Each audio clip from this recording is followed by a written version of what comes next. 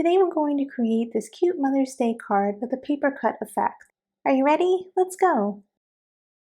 Hi, I'm Diana, the artist behind MyMcDoodles. Welcome to my channel.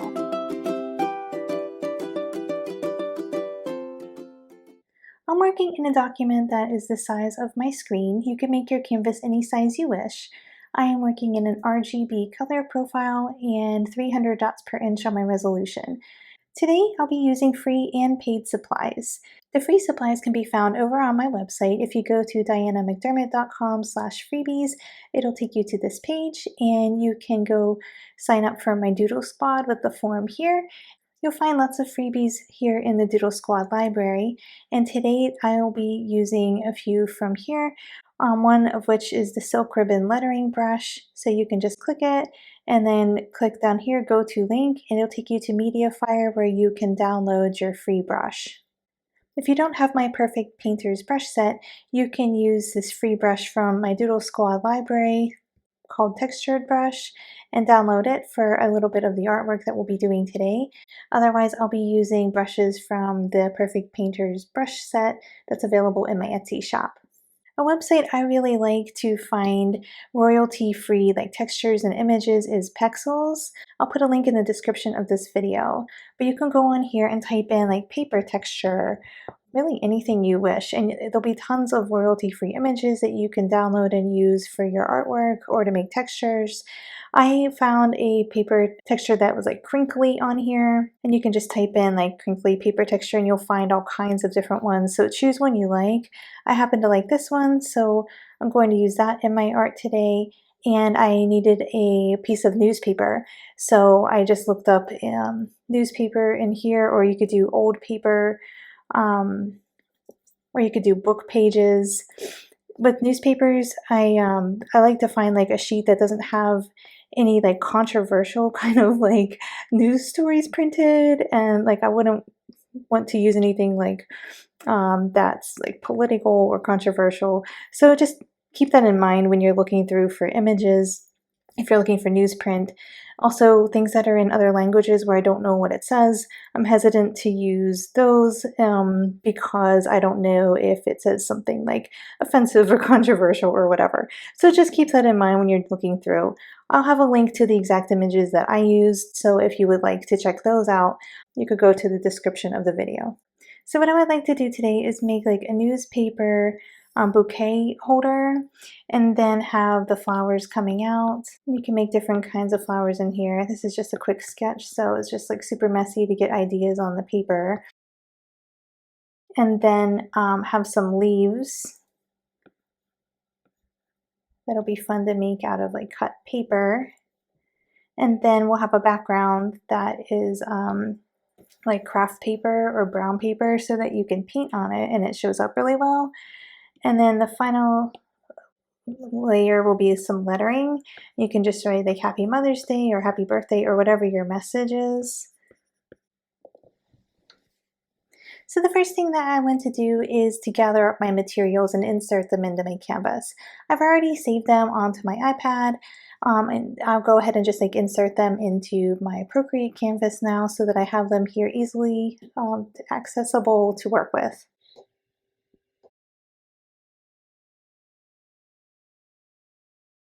So I have my crinkly paper, I have my craft paper. I removed the background on this so that it would be like raggedy on the edges and stuff without like a white background. And then I have my newspaper here. All I did was I rotated it and pressed to fit to the canvas size. So I'll zoom in on an area of that and cut it out to use as my paper. And those are the 3 layers that we need. And then we'll make one more for our leaves when we get to that point where we're just going to like paint all over the paper and then cut that out. So let's start with our newspaper print.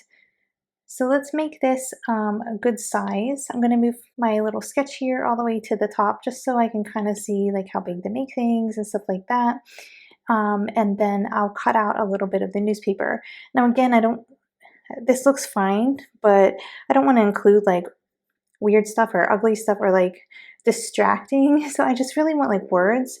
I figured like the comics and the crossword and stuff, should be fine to use in something like this, and it won't have anything like weird or super distracting like these images.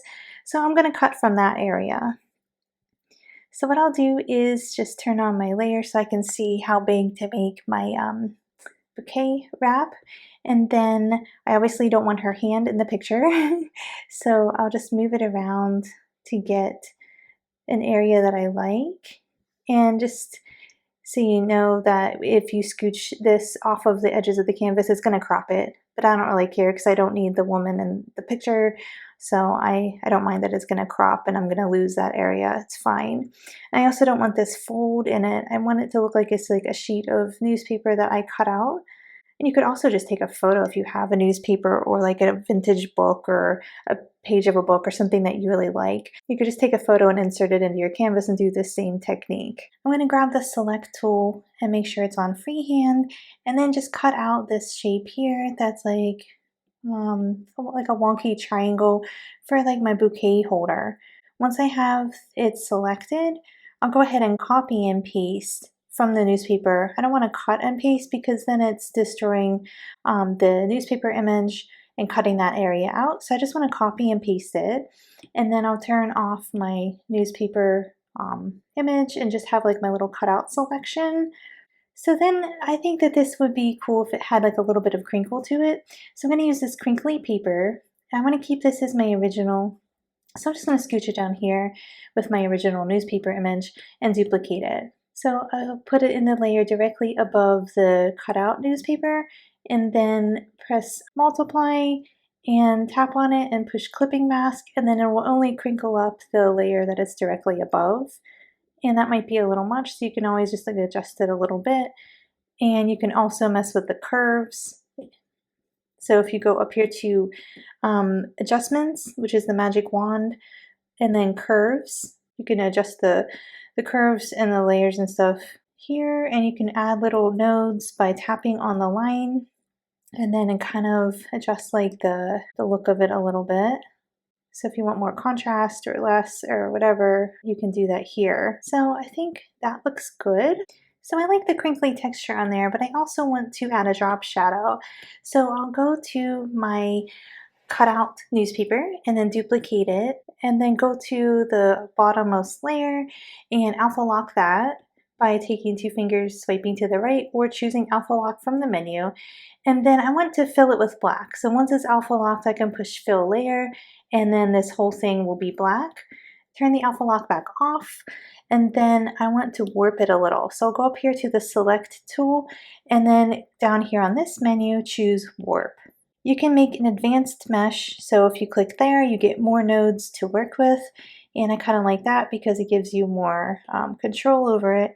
And I just want to warp it a little bit here and there so that it's going to look like a shadow from a cutout piece of paper.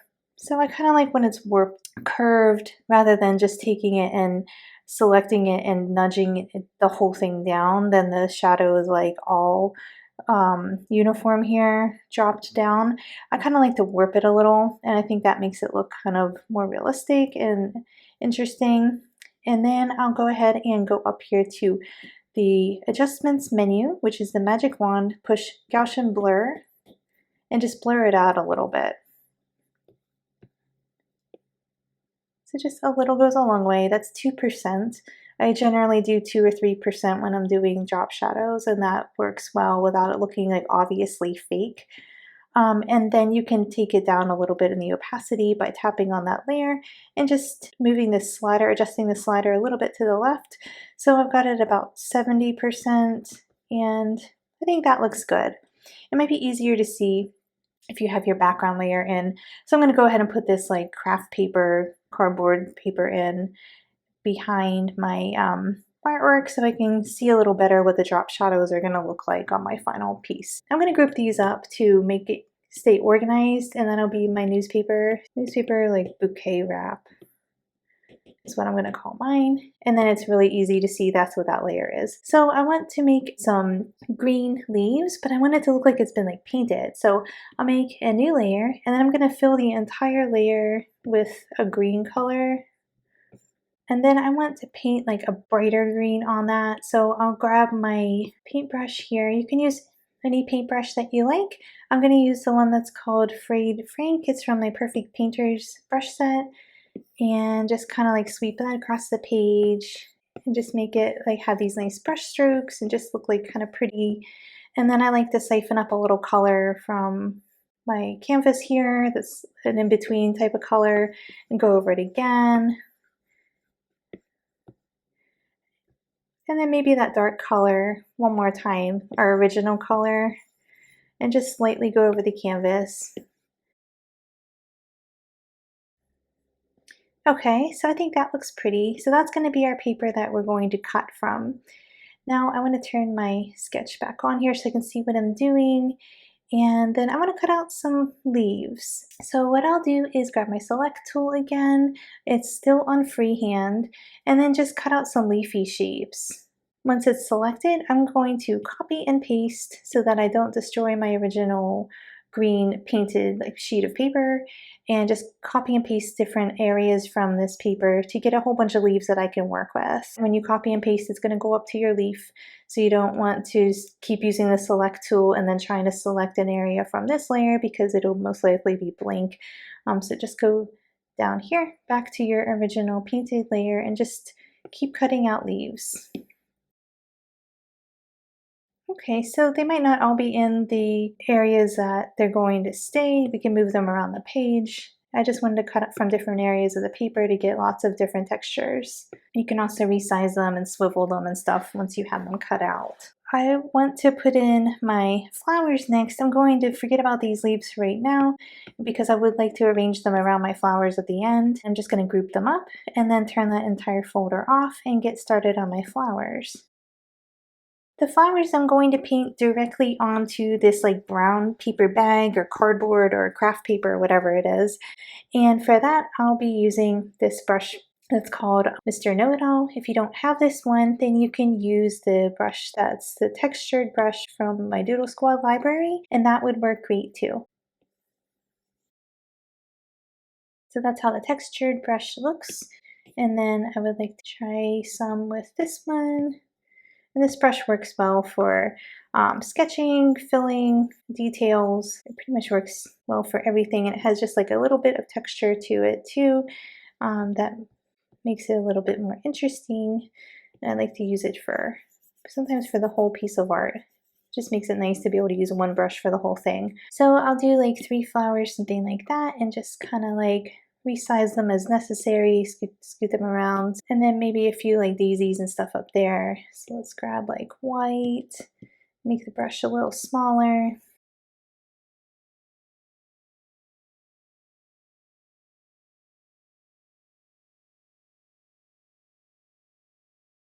And these aren't going to have any drop shadows or anything because they're supposed to look like they're just painted directly onto the brown paper. Okay, and then maybe a little yellow center, and then those will be done.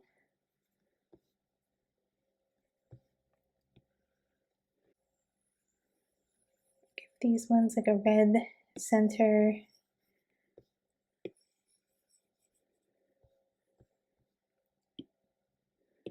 Maybe just like a little bit of like detail inside, like that.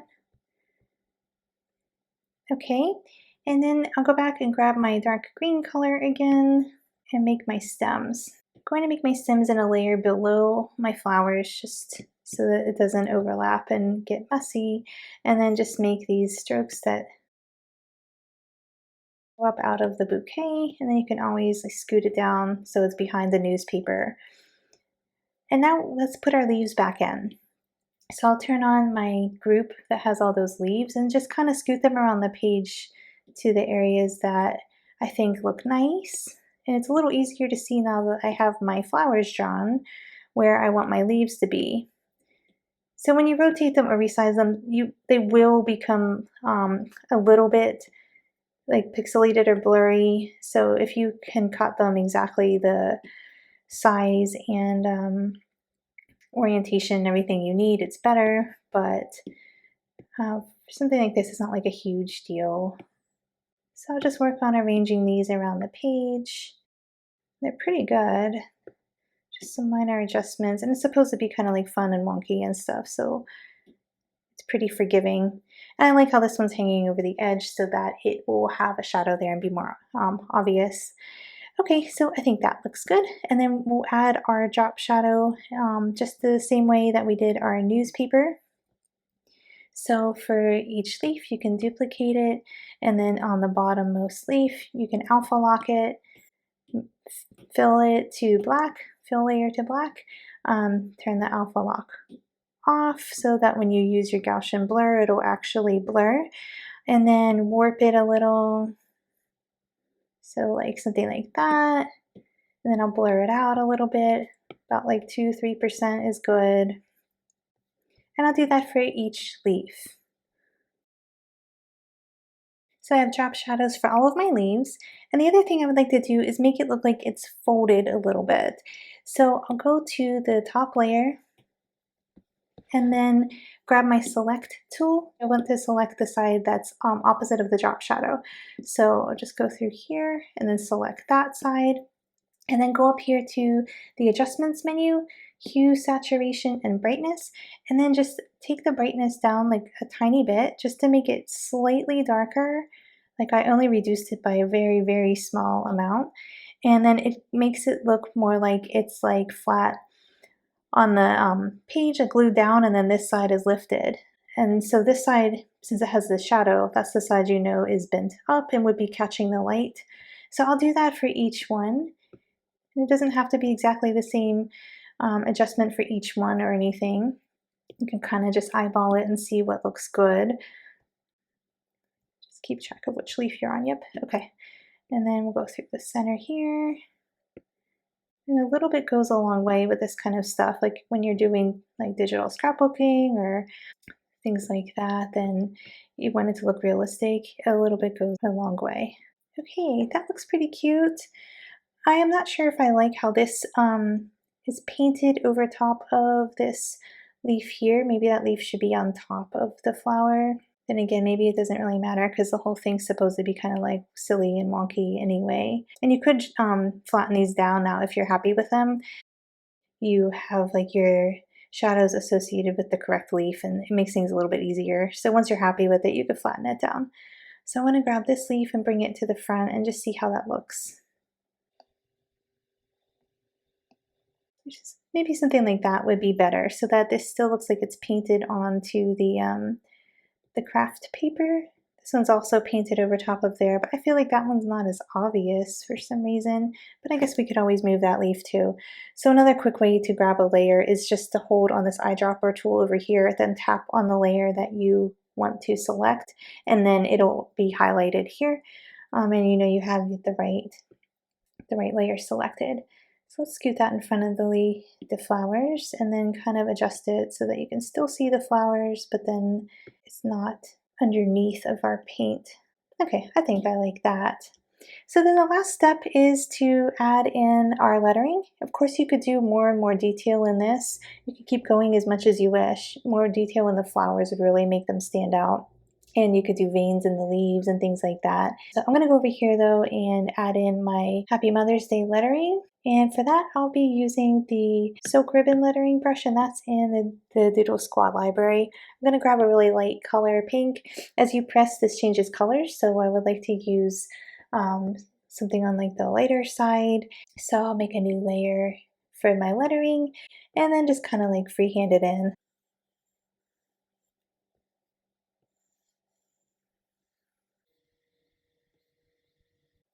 And I'll be resizing this because now it is over top of my flowers. And I also want that to look like it's painted on the brown paper. So I'll put it just right on top of the brown paper, but underneath all of like the three-dimensional stuff. And I like to make my lettering each in its own layer so it's easy to move around and adjust as needed. It's also easier for me to write a little bigger than trying to do it really tiny. So I often write it and then resize.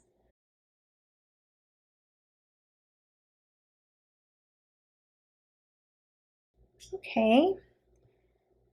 And then I'll put that in the back here with my other lettering. And it's in front of the newspaper, so let me get it back behind here and then just resize it as we need to. And a lot of times I'll have to write things multiple times. So I'll write it once and then reduce the opacity, and then I trace over it again and again until it's like laid out exactly the way I want. And that also helps a lot to get it arranged perfectly. So that is a little trick I use. But for today, I'm just going to leave it like this, and then maybe add in like a few little like hearts and stuff with our textured brush or Mr. Know-It-All, whichever one you have.